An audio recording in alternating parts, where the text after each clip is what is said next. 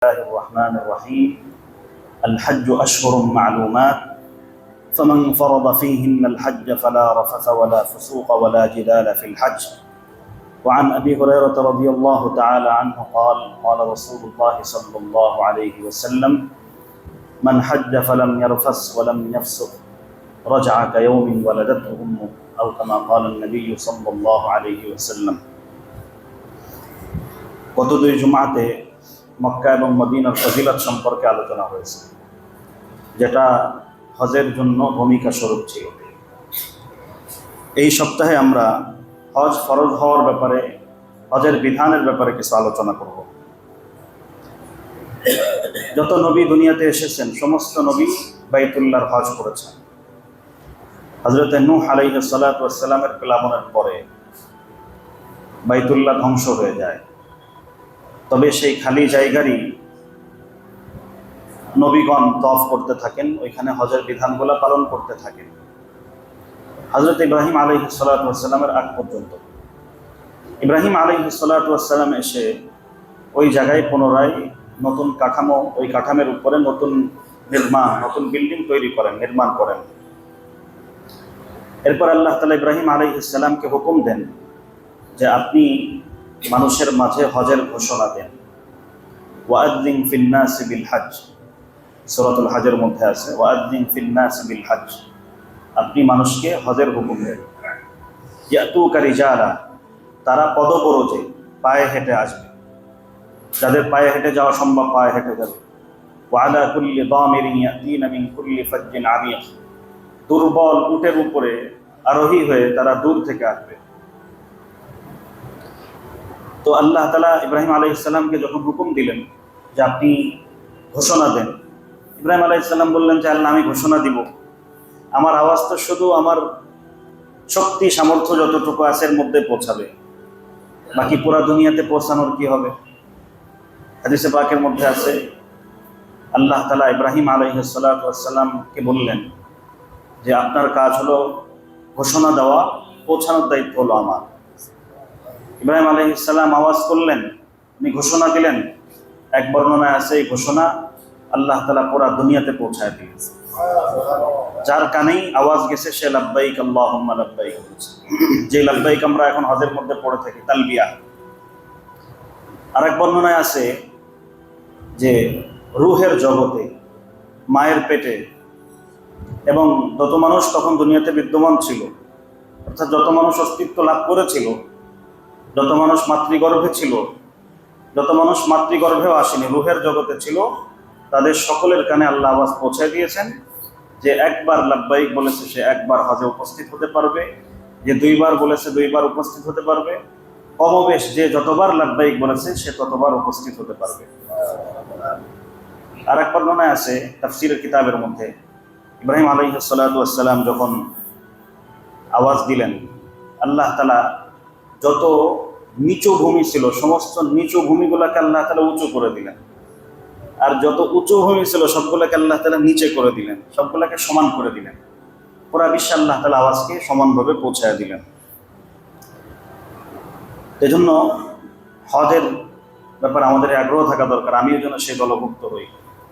আল্লাহ তাআলা অনেক সময় দেখা যায় যে মানুষের কোনো বিষয় লেখা থাকে তার ভাগ্যে, কিন্তু গুনাহ করার কারণে অথবা দিলের নিয়ত খারাপ হওয়ার কারণে আল্লাহ তাআলাকে তাকে সেই জিনিস থেকে বঞ্চিত করে দেয়। এজন্য আমাদের প্রত্যেকের মধ্যেই হজের আগ্রহ থাকতে হবে। হাদিসে পাকের মধ্যে হজের ফজিলত সম্পর্কে বহু হাদিস বর্ণিত হয়েছে। এক হাদিসে আছে হযরত আবু হুরায়রা রাদিয়াল্লাহু তাআলা আনহু থেকে, তিনি বলেন, মান হাজ্জা, যে ব্যক্তি হজ করলো আর হজের মধ্যে ফালাম ইয়ারফাস, হজের মধ্যে নিষিদ্ধ যে কাজগুলি আছে, অশ্লীল কথা বলা, অশ্লীল কথা বলতে নিজের স্ত্রীর সাথে কিছু আলাপ আলোচনা করা, কিছু এমন আলাপ আলোচনা করা যেগুলা অন্যের সাথে বৈধ না, স্ত্রীর সাথে বৈধ, কিন্তু হজের সময় এই আলাপ আলোচনাটাও স্ত্রীর সাথে অবৈধ হয়ে যায়। তাহলে অবৈধ আলোচনা তো অবশ্যই অবৈধ হয়, আর যে বৈধ আলোচনা সেটাও অবৈধ হয়ে যায় হজের সময়। তো ফালাম ইয়ারফাস, কোনো ধরনের অশ্লীল আলোচনা সে করে নাই। ওয়ালাম ইয়াফসুক, কোনো সীমা লঙ্ঘন করার মতো কাজ, অন্যায় কাজ সে হজের মধ্যে করে নাই। রাজাআ কায়াউমিন ওয়ালাদাতহু উম্মু, সে হজ থেকে এমনভাবে ফিরে আসবে কেমন যেন তার মা আজকেই তাকে প্রসব করলো।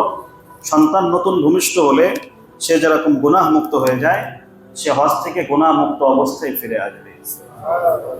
হাদিসে পাকের মধ্যে আছে, আল হজ্জুল মাবরুর লাইসা লাহু জাযাউন ইল্লাল জান্নাহ, যেই হজ কবুল হলো তার জাযা আর বদলা একমাত্র জান্নাতি, জান্নাত ছাড়া অন্য কিছু তার বদলা নাই। হজ্জে মাবরুরের পরিচয় লিখতে গিয়ে বুখারী শরীফের টিকায়, মিশকাতের টিকায় লিখেছে যে হজের আগের অবস্থা এবং পরের অবস্থার মধ্যে পরিবর্তন হতে হবে। হজের আগের অবস্থার পরের অবস্থার মধ্যে কি হতে হবে? পরিবর্তন হতে হবে। আমার কথা মনে বুঝতেছেন না আপনারা?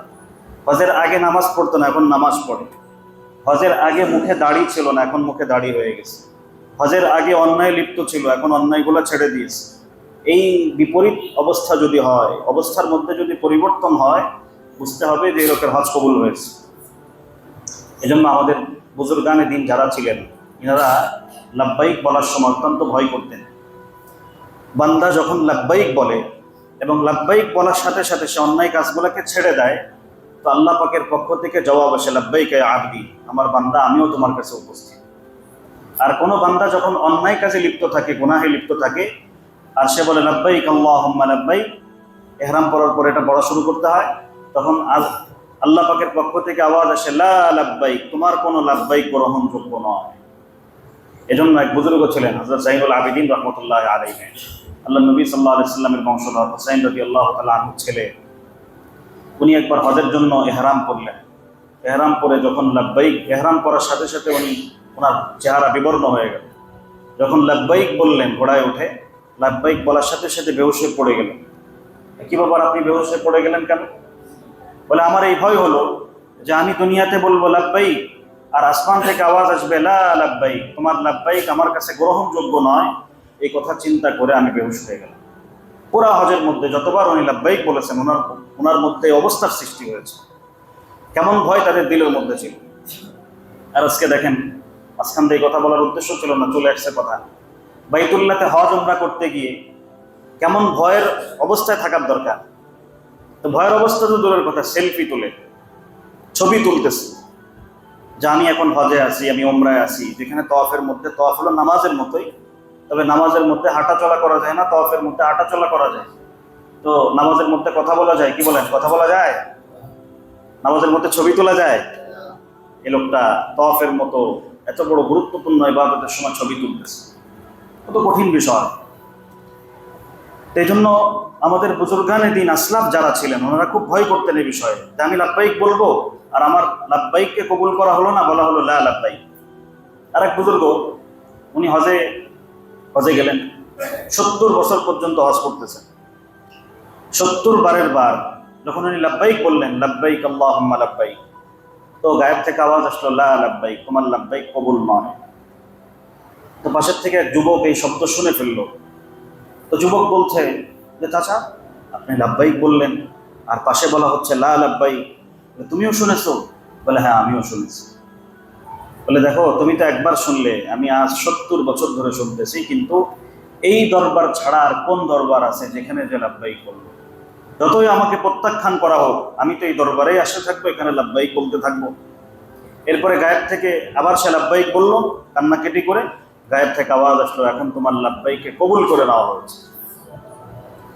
তো লাব্বাইককে কবুল করে নেওয়া হয়েছে যখন বললো, যুবক ওই কথা শুনলো, তোমার লাব্বাইক কবুল করা হয়েছে।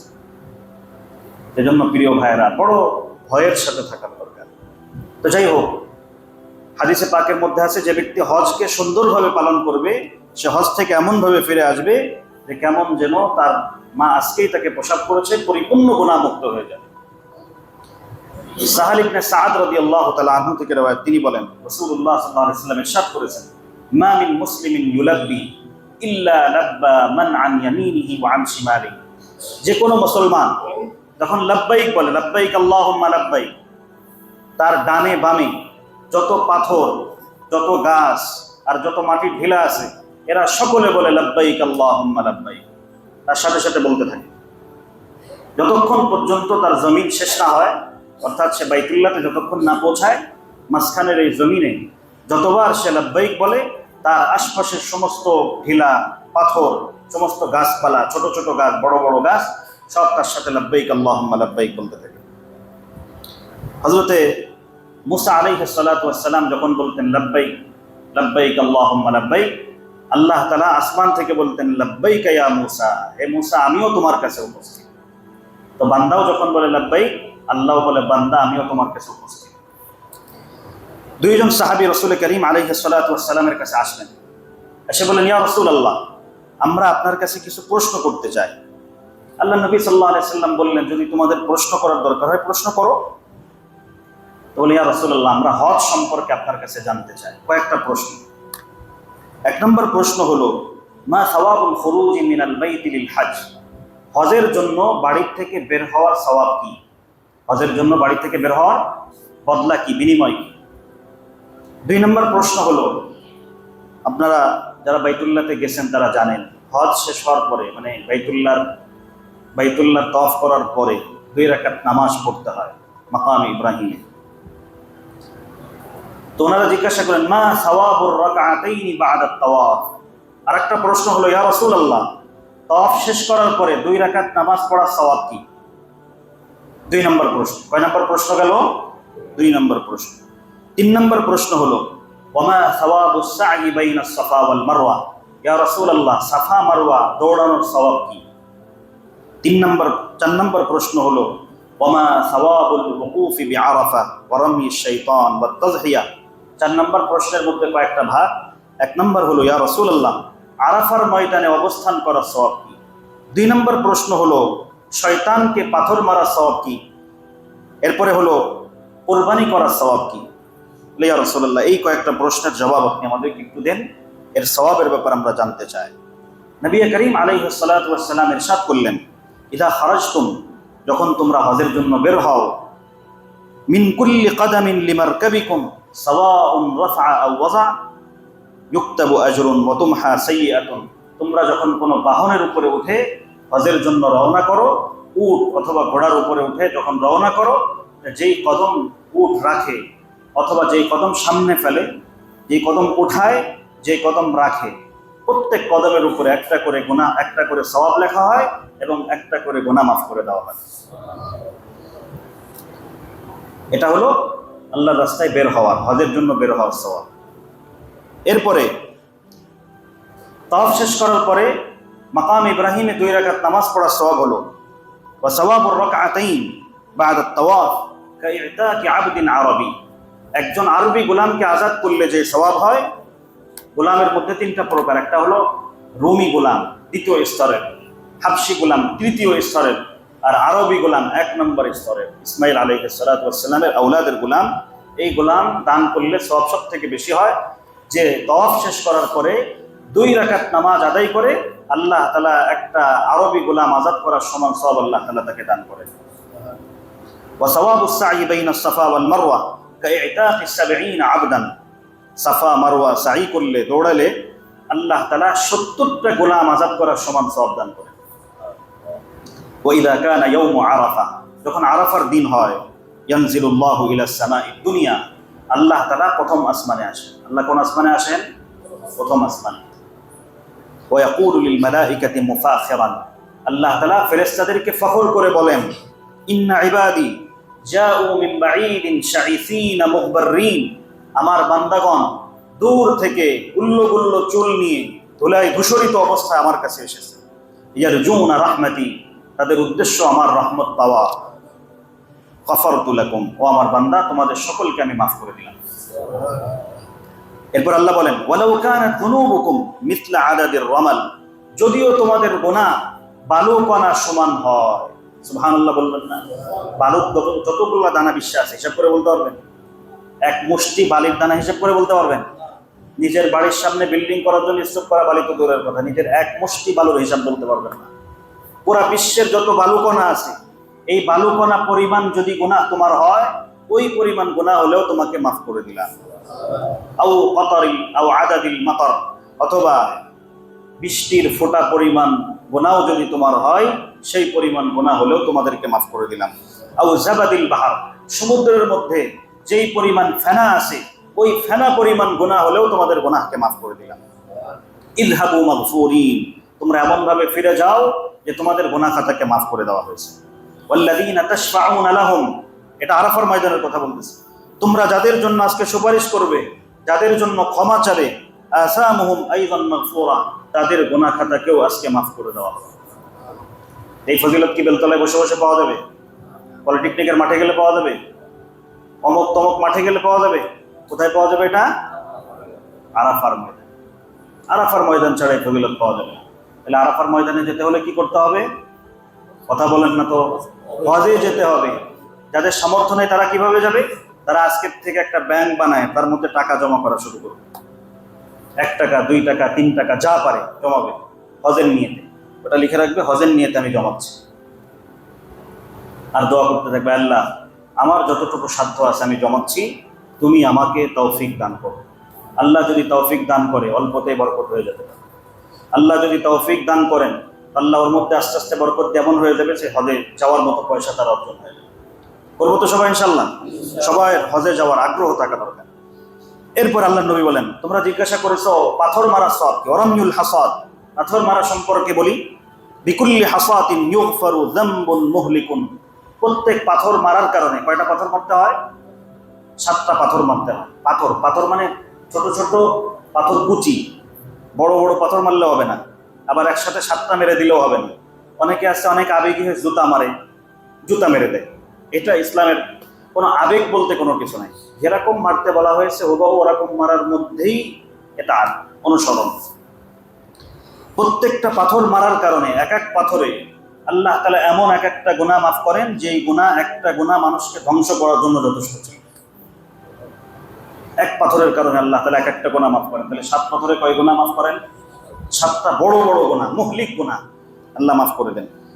ওয়াত্তাযহিয়াতু যাখিরাতুন ইনদাল্লাহ, সেই যে কুরবানি করে, কুরবানির সব সম্পর্কে জানতে চেয়েছো, যে কুরবানি করা হবে হজে, যে ওই কুরবানিটা আল্লাহ তাআলার কাছে আল্লাহর ব্যাংকে জমা রেখে দেওয়া হবে, কিয়ামতের দিন নাজাতের ওসিলা হয়ে যাবে। এরপরে বান্দা ওয়াইদা ইয়াকশিফুল ইহরাম ওয়া ইয়াহলিক, যখন বান্দা ইহরাম খুলে আর চুল মুন্ডন করে, ফাবিকুল্লি শারিন, প্রত্যেক চুলের বিনিময় ইউক্তাবু সাওয়াবুন ওয়া ইউগফারু যামবুন, একটা করে সওয়াব লেখা হয়, একটা করে গুনাহ মাফ করে দেওয়া হয়। আপনার মাথায় কয়টা চুল আছে আপনি বলতে পারবেন? আমার মাথার চুল আমি বলতে পারবো না, তাহলে কে বলতে পারবে? কে বলতে পারবে? কত লক্ষ লক্ষ চুল রয়েছে, প্রত্যেক চুলের বিনিময়ে একটা করে গুনাহ মাফ আর একটা করে নেকি আল্লাহ তাআলা দান করবেন। এরপরে হজের সর্বশেষ আমল হলো তাওয়াফে জিয়ারা, সর্বশেষ কাজ। বাইতুল্লাহ তাওয়াফ করে সর্বশেষ তাওয়াফ করা হয়। ওয়াইদা ইয়াতুফু তাওয়াফা জিয়ারা, তখন সে তাওয়াফে জিয়ারত করে, সে এমনভাবে তাওয়াফে জিয়ারত করে ওয়ালাইসা আলাইহি যামবুন, তার কোনো গুনাহ থাকে না। ফায়াকুলু মালাকুন ওয়াজিআন ইয়াদাহু আলা কাতিফিল হাজ ই'মাল জাদীদান, তখন ফেরেশতা তার কাঁধের উপরে হাত রেখে বলে, তুমি নতুনভাবে আমল করো, তোমার পূর্বের সমস্ত গুনাহ খাতাকে মাফ করে দেওয়া হবে। হজের ফজিলত সম্পর্কে, এই ফজিলত কোথায় পাওয়া যাবে বলেন তো দেখি? হজে। আরো শুনেন হজের ফজিলত সম্পর্কে। আন আবি মুসা রাদিয়াল্লাহু আনহু রাফাআহু ইলা নবী সাল্লাল্লাহু আলাইহি ওয়াসাল্লাম, আল্লাহ নবীর থেকে আবু মুসা রাদিয়াল্লাহু তাআলা আনহু বর্ণনা করেছেন, আল হাজ, হাজী ব্যক্তি, ইয়াশফাউ ফি 400, হাজী ব্যক্তি 400 পরিবারের ব্যাপারে, 400 পরিবারের ব্যাপারে সুপারিশ করে তাদেরকে জাহান্নাম থেকে মুক্ত করে জান্নাতে নিয়ে যেতে পারবে। 400 পরিবারের মধ্যে এক এক পরিবারে যদি 2 জন করেও থাকে, তাহলে 4 দুগুণী কত? 800 লোক মিনিমাম। কোন পরিবারে তো 10 জন 20 জন। একজন হাজী এক বর্ণনা অনুযায়ী 400 পরিবারকে সুপারিশ করে জাহান্নাম থেকে বাঁচায় জান্নাতে নিয়ে যেতে পারবে। আর এক বর্ণনা অনুযায়ী তার পরিবার থেকে 400 জন ব্যক্তিকে, তার পরিবার থেকে 400 জন ব্যক্তিকে সুপারিশ করে জান্নাতে নিয়ে যেতে পারবে। সুপারিশ করা হয় ওই সমস্ত লোকের জন্য যাদের জন্য জাহান্নাম অবধারিত হয়ে গেছে। হাজী ব্যক্তি 400 পরিবারের জন্য, অথবা কমসে কম 400 ব্যক্তির জন্য, তার বংশোদ্ভূত 400 ব্যক্তির জন্য সুপারিশ করে সে জান্নাতে নিয়ে যেতে পারবে। এই হাদিস আল্লাহ নবী বলেছেন, ওয়া ইয়াখরুজু মিন দুনুবিহি, সে তার গুনাহ থেকে এমন ভাবে বের হবে, কায়াউমিন ওয়ালাদাতহু উম্মু, তার মা তাকে প্রসব করার দিন সে যেরকম গুনাহ মুক্ত ছিল, সে ওরকম গুনাহ মুক্ত হয়ে বাড়িতে ফিরে আসবে। আরো রিওয়ায়াত শুনেন, আন ইবনে ওমর রাদিয়াল্লাহু আনহুমা, ইবনে ওমর রাদিয়াল্লাহু আনহুমা বলেন, ক্বালা রাসূলুল্লাহ সাল্লাল্লাহু আলাইহি ওয়াসাল্লাম, আল্লাহর নবী বলেছেন, ইযা লাকিতাল হাজ্জা, হাজীকে, হাজীর সাথে যখন তুমি সাক্ষাৎ করো, হাজীরা ফিরে আসবে না হজ থেকে কিছুদিন পরে হজ করে, আল্লাহ আমাদের সবাইকে হজ করার তৌফিক দান করেন। যারা হজ করেছে তাদেরকে সুস্থভাবে বাড়িতে ফিরে আসার তৌফিক দান করেন যারা হজ করেন। আল্লাহ নবী হুকুম করেছেন ফাসাল্লিম আলাইহি, তুমি তাকে সালাম দাও, ওয়াসাফিহু, তার সাথে করমর্দন করো, মুসাফা করো। মুসাফা কয় হাতে হয়? 2 হাত দিয়ে। মুসাফা কয় হাতে করতে হয়? বুখারী শরীফে রিওয়ায়াত আব্দুল্লাহ ইবনে মাসউদ রাদিয়াল্লাহু তাআলা আনহু থেকে আল্লাহর নবী আমাদেরকে এক হাতের মধ্যে আরেক হাত দিয়ে 2 হাত ভিতরে রেখে আল্লাহর নবী আমাদেরকে তাশাহুদ শিক্ষা দিয়েছেন মুসাফা করে। মুসাফা এক হাত দিয়ে হয় না, এক হাতে হ্যান্ডচিপ হয়। আর মুসাফা কয় হাত দিয়ে হয়? 2 হাত দিয়ে হয়। তুমি তার সাথে তাকে সালাম দাও, তার সাথে মুসাফা করো। অমরহু আন ইস্তাগফিরা লাক, হাজীকে তুমি বলো তার বাড়িতে ঢোকার পূর্বে তাকে বলো সে যেন তোমার জন্য ইস্তিগফার করে, কেননা তার গুনাহ মাফ হয়ে গেছে। তোমার জন্য ইস্তিগফার করলে তোমার গুনাহও মাফ হয়ে যাবে। আমরা তো হজ করে আসি, হাজীদের তো প্রত্যেক বছরে হাজী আসতেছে, বলে আর কি এমন ঘর কি মুরগি ডালকে বরাবর, প্রত্যেক বছরই তো কিছু কিছু লোক আসে, এই বছরেও কিছু লোক ফিরে আসে। তা আমরা হাজীদের কাছে যাই, সাক্ষাৎ করি, তাদের কাছে মুসাফা করে তাদের কাছে দোয়া চাই যে আপনি আমার গুনাহ মাফের জন্য দোয়া করেন, আল্লাহ যেন আমাকে মাফ করেন। যে হাজীর কাছে দোয়া চাওয়া হয় সে হাজী যেন দোয়া করে, আয় আল্লাহ আপনি এই ব্যক্তির গুনাহ খাতাকে মাফ করে দেন, তখন আপনি বলবেন আমিন। হযরত বুরাইদা রাদিয়াল্লাহু তাআলা আনহু থেকে রওয়ায়াত, তিনি বলেন রাসূলুল্লাহ সাল্লাল্লাহু আলাইহি ওয়াসাল্লাম ইরশাদ করেছেন, আমরা বলি না হজে গেলে, হজ করলে টাকা পয়সা অপচয় হয়ে যায়, বলে না বাংলাদেশের কিছু লোকজন, বলে কি বলে না? এরা হলো উম্মাদ। হজ করলে টাকা পয়সা, পিকনিক করলে টাকা অপচয় হয় না, রিসোর্টে গেলে টাকা অপচয় হয় না, তারপরে কক্সবাজারে গেলে টাকা অপচয় হয় না, হজে গেলে টাকা অপচয় হয়। হজে গেলে যে হজের মতো হজ করে আল্লাহ তাআলা তার আন্তরিক ব্যাপক পরিবর্তন, আমূল পরিবর্তন তার দিলের মধ্যে আল্লাহ তাআলা আনে। শুধু মানুষের দৈহিক সৌন্দর্য, দৈহিকভাবে উন্নত হওয়া এটাই মাকসাদ না, বরং শরীয়তের মধ্যে একটা অন্যতম মাকসাদ হলো মানুষের রুহানিভাবে, আত্মিকভাবেও শক্তিশালী হওয়া।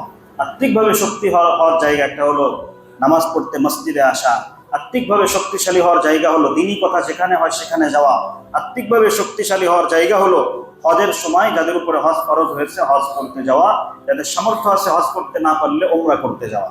এ সমস্ত জায়গাতে ঘুরলে, যেখানে লক্ষ লক্ষ নবীগণ এসেছেন, যেখানে আল্লাহ তাআলা কোরআন নাজিল করেছেন, যেখানে সাহাবা একরাম চলাচল করেছেন, এমন জায়গাতে গেলে মানুষের দিলের মধ্যে আমূল পরিবর্তন আসে। তো হজে যে কেউ যদি খরচ করে, আন-নাফাকাতু ফিল হজ কান-নাফাকাতি ফি সাবিলিল্লাহ, হজে যে খরচ করলে আল্লাহর রাস্তায় জিহাদে খরচ করার সমান সওয়াব আল্লাহ তাআলা দান করেন। বিসাবঈমিআতি যিফিন, 1 টাকার বিনিময়ে আল্লাহ তাআলা 700 টাকা খরচ করার সমান সওয়াব দান করেন। হযরত জাবের রাদিয়াল্লাহু তাআলা আনহু বলেন, মা আমআরা হাজ্জুন কত্তু, কোন হাজী হজ করার পরে আর কখনো অভাবে পড়বে না। কোন হাজী হজ করার পর কখনো কি হবে না?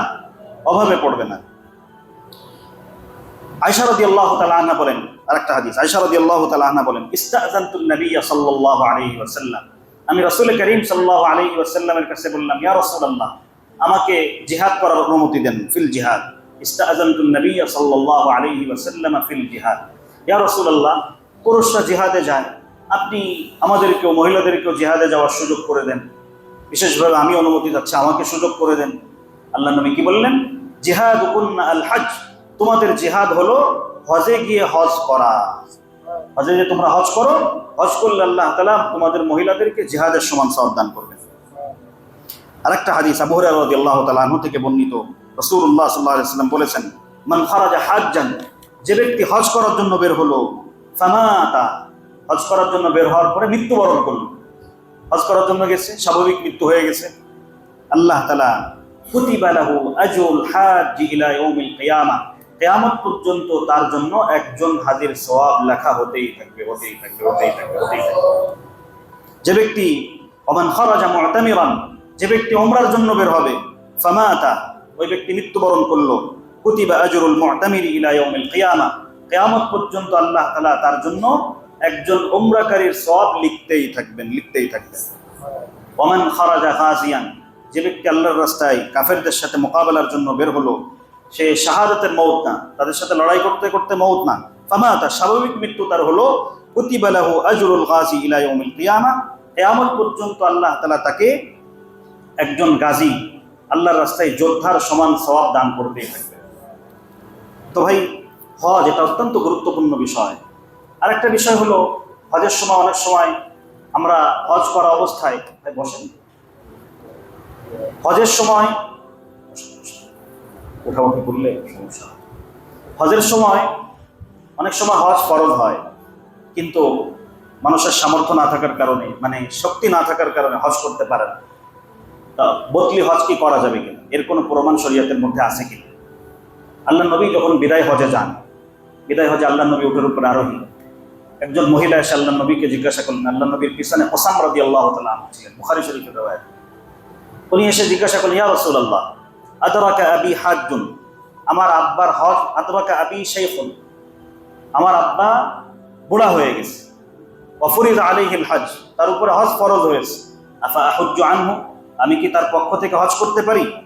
আল্লাহ নবী সাল্লাল্লাহু আলাইহি ওয়াসাল্লাম বলেন, হুজ্জি আনহু, তুমি তার পক্ষ থেকে হজ করো, কোনো সমস্যা নাই। এর দ্বারা বোঝা যায় যে বদলি হজ করা যায়, বরং বদলি হজ যখন করা হবে 3 ব্যক্তি বদলি হজের সওয়াব পাবে, বলেন সুবহানাল্লাহ। এক হলো যে ব্যক্তির পক্ষ থেকে হজ করা হলো, এই ব্যক্তি ওই ব্যক্তির আমলনামায় সওয়াব পৌঁছায় দেবে। 2 নম্বর হলো যে নিজে হজ করবে, সেও সওয়াব পেয়ে যাবে।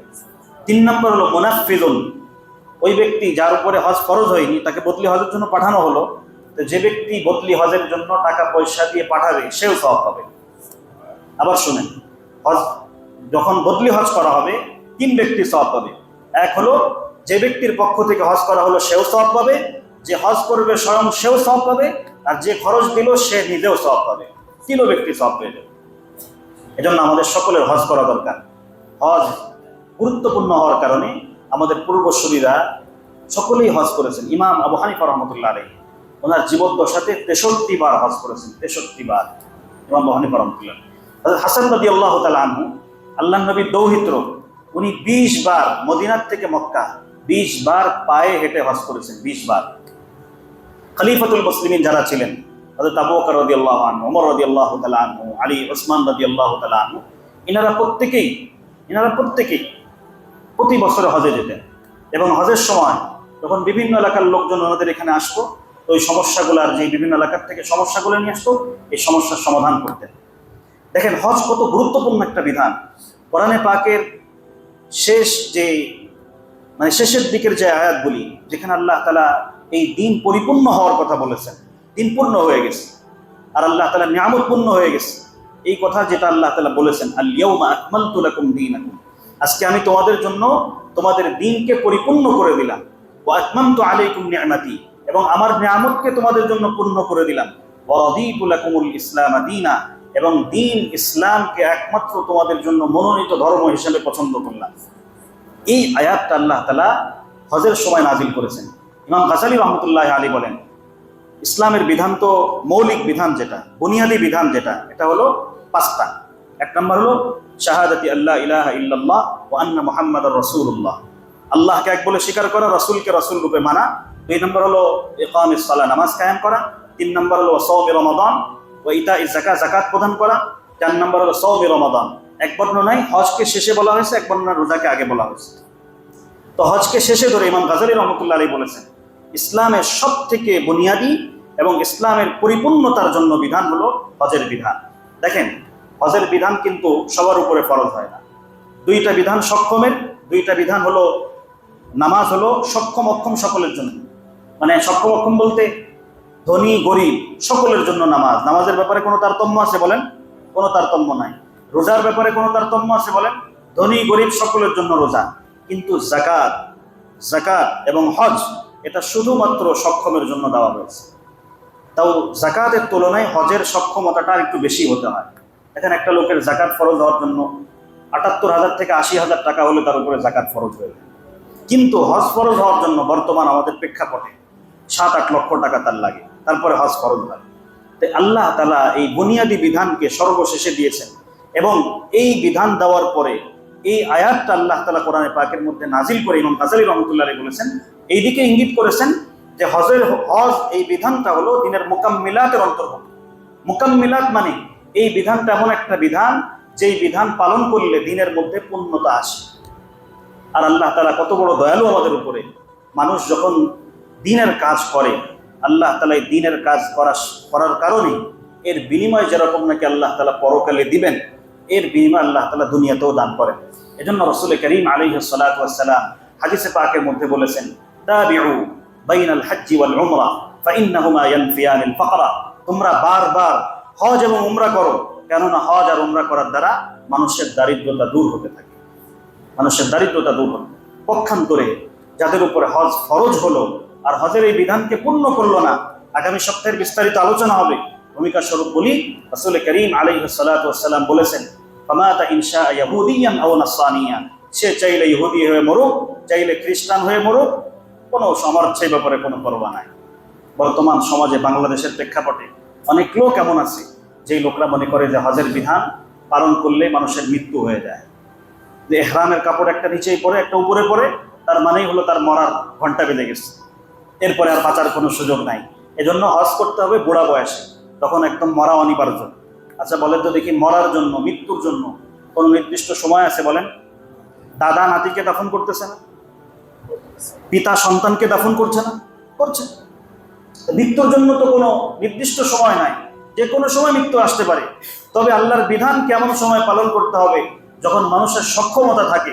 আর হজের বিধান পালনের জন্য, আমি আগেও বলেছি, বারবার বলি, হজের বিধান পালনের জন্য শক্তির দরকার, আর শক্তির সুবর্ণ সময় হলো যৌবনকাল। এজন্য যতক্ষণ পর্যন্ত হাঁটুতে বল আছে, যতক্ষণ পর্যন্ত কোমরে বল আছে, বল থাকতে থাকতে আপনি হজের বিধানকে পালন করে ফেলেন, হজের বিধানকে পালন করুন। আল্লাহ তাআলা হজের বিধানকে সুন্দরভাবে পালন করাবেন। আমাদের এক বুজুর্গ ছিলেন মুফতি রফি ওসমানী রহমতুল্লাহ আলী, উনি বলতেন যে আমাদের পিতা মুফতি শফি সাহেব রহমতুল্লাহ আলী ছিল, হজ করে এসে আমাদেরকে কারগুজারি শোনাতেন, ঘটনা শোনাতেন যে আমি হজ করে এসেছি। আমরা বলতাম, আব্বা আমাদের জন্য দোয়া করেন, আমরাও হজে যেতে পারি। বলে না, তোমাদের কোনো ইচ্ছাই নাই। বলে আব্বা কি বলেন ইচ্ছা নাই? পুরা ইচ্ছা আমাদের আছে। বলে ইচ্ছা যদি থাকতো তাহলে টাকা জমাইতা। তা আমি এরপরে টাকা জমানো শুরু করলাম। টাকা জমায় জমায় কিছু টাকা হলো, কিন্তু অনেক আগের কথা। বলে তখন ওই পাকিস্তান থেকে 1500 মানে 1500 রুপি দিয়ে ওইখান থেকে সৌদি আরব যাওয়া যেত। তা আমার কাছে মাত্র 400-500 টাকা হলো, অত টাকা আমার হলো না যাওয়ার জন্য।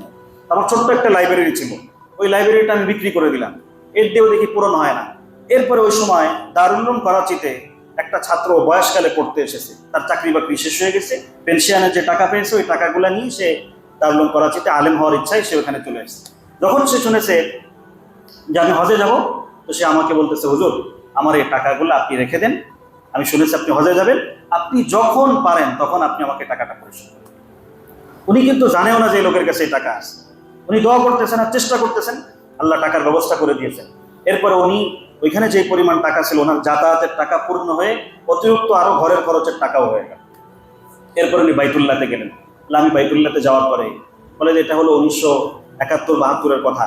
বাইতুল্লাহতে যাওয়ার পরে আমি মুলতাজাম ধরে, মুলতাজামের সাথে শরীরকে লাগায় আল্লাহ তাআলার কাছে সর্বপ্রথম দোয়া করলাম, তাই আল্লাহ আপনি আমার ঋণ পরিশোধ করে দেন। 1 নম্বর দোয়া। 2 নম্বর দোয়া হলো, আল্লাহ যতদিন আমি বেঁচে থাকি প্রতি বছরে আপনি আমাকে বাইতুল্লাহ পৌঁছায়।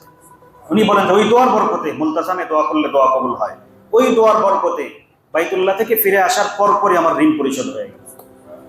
আর যতদিন আমি বেঁচে আছি আজও পর্যন্ত যখন উনি ঘটনা শোনাইছেন, আল্লাহ তাআলা প্রতি বছরে আমাকে বাইতুল্লাহতে নিয়ে যাচ্ছে। এজন্য ভাই আগ্রহ থাকতে হবে।